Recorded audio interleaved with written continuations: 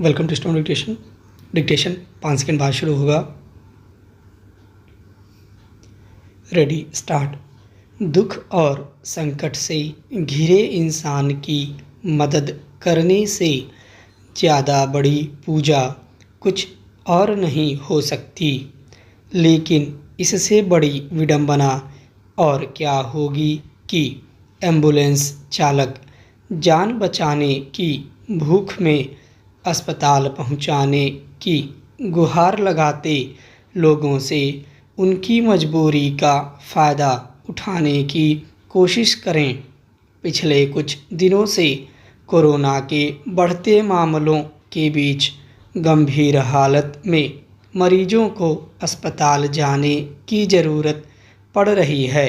एक ओर अस्पतालों में बिस्तर की कमी तो दूसरी ओर वहां भी पहुंचना सिर्फ इसलिए दुष्कर हो रहा है कि या तो सड़कों पर वाहन उपलब्ध नहीं हैं या फिर एम्बुलेंस वाले मनमाने पैसे मांग रहे हैं। समाज में किसी की मौत के बाद लोग हर तरह से मदद के लिए खुद ही खड़े हो जाते हैं, लेकिन आज हालत यह है कि कोरोना से अगर किसी की मौत हो जाए तो उसके शव को शमशान पहुंचाने के मामले में भी कुछ एम्बुलेंस चालक संवेदनहीनता दिखा रहे हैं। हाल में दिल्ली और देश के कई हिस्सों से ऐसी खबरें आईं जिनमें यह बताया गया कि एम्बुलेंस चालकों ने कहीं अस्पताल पहुंचाने या फिर शव को शमशान ले जाने के लिए बेलगाम पैसे मांगे। इस तरह की लगातार खबरें आने के बाद कुछ राज्यों में सख्ती की गई और निर्धारित जगहों और दूरी के लिए एम्बुलेंस का किराया तय कर दिया गया, लेकिन यह अपने आप में हैरान करने वाली बात है कि संकट में पड़े लोगों की मदद करने के बजाय उनकी मजबूरी का फ़ायदा उठाकर ज़्यादा से ज़्यादा कमाई की जाए। इसलिए सरकार और पुलिस की ओर से कहीं कहीं सख्ती से एम्बुलेंस का किराया तय करने की पहल सही है, लेकिन यह भी सोचने की ज़रूरत है कि ऐसे समय में सरकार की अपनी व्यवस्था क्या है। अव्वल तो सरकारी अस्पतालों में बुनियादी संसाधनों का अभाव, दूसरे सेवा में जोखिम की वजह से लोगों को वहां जाने के लिए अतिरिक्त हिम्मत जुटानी पड़ती है, जबकि देश भर में सरकारी स्वास्थ्य तंत्र इतना व्यापक है कि सारी व्यवस्थाएं चाक चौबंद की जा सकती हैं, मगर लापरवाही और उदासीनता की वजह से आज हालत यह है कि सरकारी व्यवस्था में कमी का बेजा फ़ायदा निजी अस्पताल से लेकर एम्बुलेंसों के मालिक उठा रहे हैं। सवाल है कि इंसानियत और मनुष्य की संवेदनशीलता में इस स्तर की छीजन आखिर कैसे आई। ऐसी घटनाएं यह सोचने पर मजबूर करती हैं कि एक संवेदनशील समाज के तौर पर विकास के क्रम में कहीं बड़ी चूक हुई है। हालांकि यह भी सच है कि इसी समाज में वे लोग भी हैं जिन्होंने बिना किसी लोभ के अपने संसाधनों के जरिए जितना संभव हो सका ज़रूरतमंदों की मदद की। एक और कुछ शहरों से एम्बुलेंस वालों की मनमानी कीमतें वसूलने की खबरें आ रही हैं, तो दूसरी ओर ऐसे उदाहरण भी हैं जिनमें लोगों ने अपने निजी वाहन को एम्बुलेंस बना दिया, या इसी तरह के प्रयास सामूहिक रूप से भी हुए। भोपाल में एक व्यक्ति ने अपने ऑटो को एम्बुलेंस की शक्ल दी, उसमें ऑक्सीजन की व्यवस्था भी की और वह मरीजों को बिना पैसे लिए अस्पताल पहुंचाता है। अपने ऑटो को एम्बुलेंस में तब्दील करने के लिए पैसों का इंतजाम उसने अपनी पत्नी के जेवर बेचकर किए। इस तरह के और भी उदाहरण सामने आए हैं। जब कोरोना की वजह से हुई मौत के चलते अगर किसी के दाह संस्कार में नाते रिश्तेदार पीछे हट गए तो आस पड़ोस के और दूसरे धर्म के लोगों ने आगे बढ़कर हर तरह से मदद की।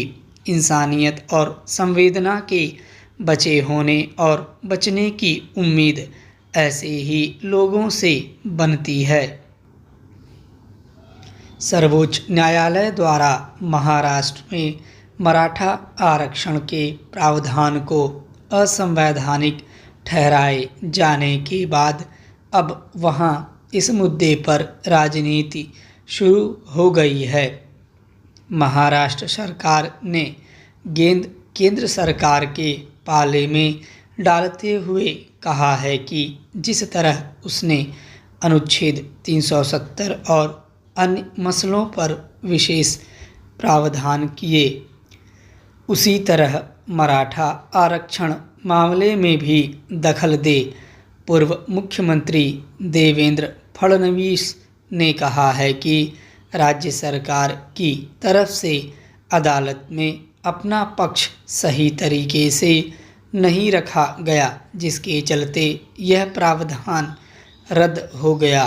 सर्वोच्च न्यायालय ने मराठा आरक्षण को यह कहते हुए रद्द कर दिया है कि 50% से अधिक आरक्षण का प्रावधान किए जाने से समानता के सिद्धांत को ठेस पहुंचती है। हालांकि फडणवीस सरकार के समय 2018 में आरक्षण संबंधी सभी कानूनी पहलुओं पर विचार करने के बाद ही इसे पारित किया गया था। यह पहला मामला नहीं है जब किसी राज्य सरकार द्वारा लागू आरक्षण की सीमा 50% से अधिक होने पर अदालत ने उसे रद्द कर दिया। इसके पहले राजस्थान, हरियाणा जैसे कई राज्यों में ऐसा हो चुका है। फिर भी हैरानी की बात है कि तत्कालीन महाराष्ट्र सरकार ने मराठा आरक्षण को 50% से अधिक की सीमा पार करने के बावजूद पारित किया। दरअसल शिक्षा और नौकरियों में आरक्षण का मसला अब राजनीतिक दलों के लिए अपना वोट बैंक बढ़ाने का जरिया बनता गया है। इसलिए अक्सर जो भी पार्टी सत्ता से बाहर रहती है वह आरक्षण की मांग कर रही जातियों को उकसाती, उनके लिए आरक्षण की मांग उठाती और सत्ता में आने पर उसे लागू करने के वादे करती देखी जाती है। भारतीय संविधान में आरक्षण का प्रावधान उन जातियों और समुदायों के लिए किया गया था जो समाज में सुविधाओं से वंचित रहते आए हैं। मगर इस प्रावधान के पीछे मकसद यह भी था कि जब वंचित जातियां और समुदाय आरक्षण का लाभ पाकर समाज की मुख्य धारा से जुड़ जाएंगे या उनकी आर्थिक स्थिति सुदृढ़ हो जाएगी तो धीरे धीरे आरक्षण के प्रावधान को समाप्त कर दिया जाएगा। मगर यह मकसद शायद भुला दिया गया। अब वे जातियां भी अपने लिए शिक्षा और नौकरियों में आरक्षण की मांग करती देखी जाती हैं जो समाज में आर्थिक रूप से संपन्न मानी जाती रही हैं। राजस्थान में गुर्जर, हरियाणा में जाट और गुजरात में पाटीदार ऐसी ही जातियों में शुमार रही हैं, मगर पिछले कुछ सालों से ये जातियां आरक्षण की मांग करते हुए कई बार उग्र आंदोलन पर उतरती देखी गई हैं। महाराष्ट्र में मराठा भी अपेक्षाकृत संपन्न समुदायों में ही गिने जाते रहे हैं। जब अन्य पिछड़ी जातियों के लिए आरक्षण का प्रावधान किया गया था, तब एक सुझाव यह भी जोरदार तरीके से दिया गया था कि जाति के आधार पर आरक्षण देने के बजाय आर्थिक स्थिति के आधार पर दिया जाना चाहिए। जो लोग आरक्षण का लाभ लेकर अब आर्थिक रूप से संपन्न वर्गों की श्रेणी में आ गए हैं, उन्हें इस प्रावधान से बाहर कर दिया जाना चाहिए। मगर कोई भी राजनीतिक दल इस सुझाव पर अमल करने की दिशा में आगे कदम नहीं बढ़ा पाया।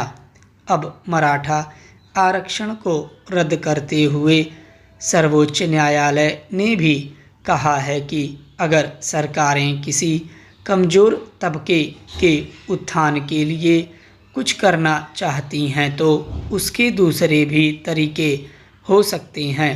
मराठा आरक्षण पर सर्वोच्च न्यायालय का ताज़ा फैसला राज्य सरकारों के लिए एक और सबक है कि इस दिशा में तर्कसंगत ढंग से विचार किया जाना चाहिए।